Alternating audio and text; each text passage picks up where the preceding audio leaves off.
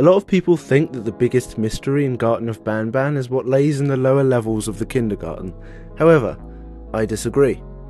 This is ZOLPHIUS, and he's this franchise's stand-in for Golden Freddy, a mysterious villain unlike any other character in the game. We first see him outside the medical centre in Garten of Banban 2, but to my understanding it is possible to play the game and avoid them completely. ZOLPHIUS' connection to the other monsters isn't entirely clear, but I believe we have enough evidence to prove the true identity of ZOLPHIUS today. Although ZOLPHIUS is an obvious outlier, he is actually depicted alongside the other Banban mascots. We know from the hidden notes in Banban 2 and the secret voice lines of characters like Slow Celine that the conscious mascots we're encountering are from souls of dead workers, or at least staff's consciousness, which has been transferred into the mascots' bodies using Givanium. Please, it hurts. So it's pretty clear to confirm right off the bat that there is some form of human soul or consciousness inside ZOLPHIUS, but what sets them so far apart? There's quite a bit of evidence for ZOLPHIUS being created by Uthman Adam and Waverly Mason, who are the head researcher and a former teacher of the kindergarten. Although we don't know their canon designs, these are the two other human characters in the series. Uthman is responsible for giving the Banban mascots Givanium and causing the deaths of everybody in the kindergarten. He and Waverly had allowed this to happen in order to prevent the blame being placed on them and hide their experiments, and they then fled the country. We know this because their boarding passes are found scattered in the outer sector.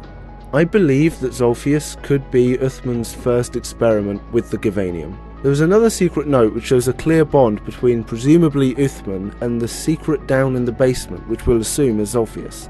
Uthman and Waverly created ZOLPHIUS, but upon seeing the monstrosity and the poor effects of the Givanium, they hid it deep below the kindergarten. There was also a theory that I read that Uthman and Waverly were in a relationship but unable to conceive a child, so they created ZOLPHIUS instead and quickly hid it so that staff were aware of its existence, but not the mascots. Uthman is actually considering using other mascots such as the snail to keep ZOLPHIUS at bay and keep him happy.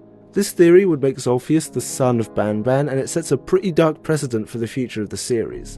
In the same note mentioned earlier, it states that ZOLPHIUS is at rest so long as nobody goes to investigate, which is literally what we as the player character are doing. Each chapter ends by going deeper and deeper in an elevator, and if it's true that ZOLPHIUS is being kept at the lowest levels, then it seems like we're only getting closer and closer to who ZOLPHIUS really is. There's a scene at the end of Banban 2, where Banban states that he doesn't have to deal with that thing down there. I get the perfect specimen, and I don't have to deal with that thing down there. Which shows that Uthman, the consciousness within Banban, now feels regret for having created ZOLPHIUS. However, there is only one problem in this theory.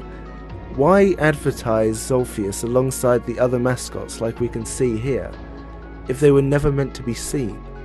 Well, it turns out that there are actually two main theories for ZOLPHIUS. Keep with me here because I actually find the second theory a lot more compelling. In Banban games, we're an investigator looking for our child after they went missing in the kindergarten.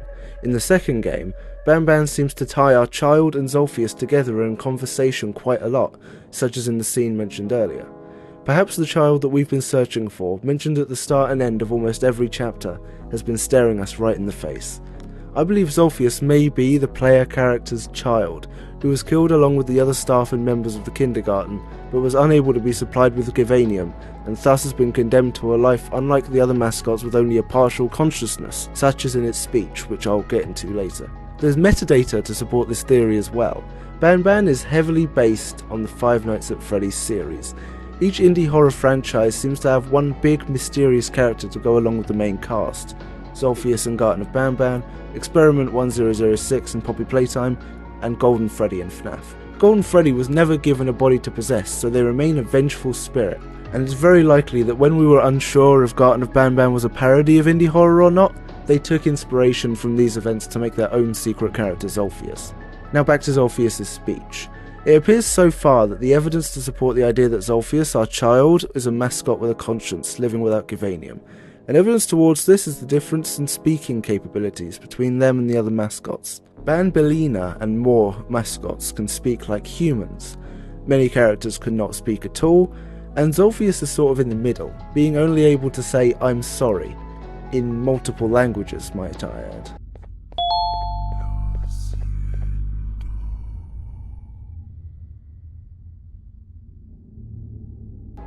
This confuses me. In fact, it goes against everything.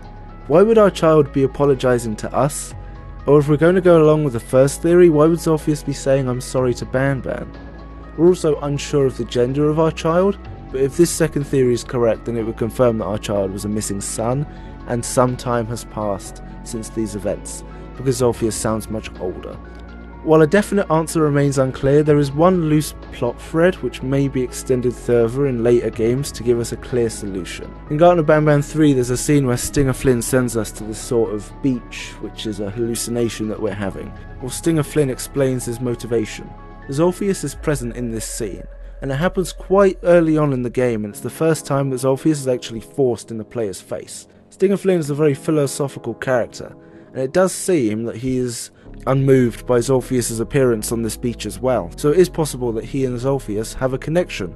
I guess a lot like the other story beats in this franchise, this remains to be seen, so I guess we'll have to wait and see for any future evidence about ZOLPHIUS' identity. Bye bye, you can sub if you want.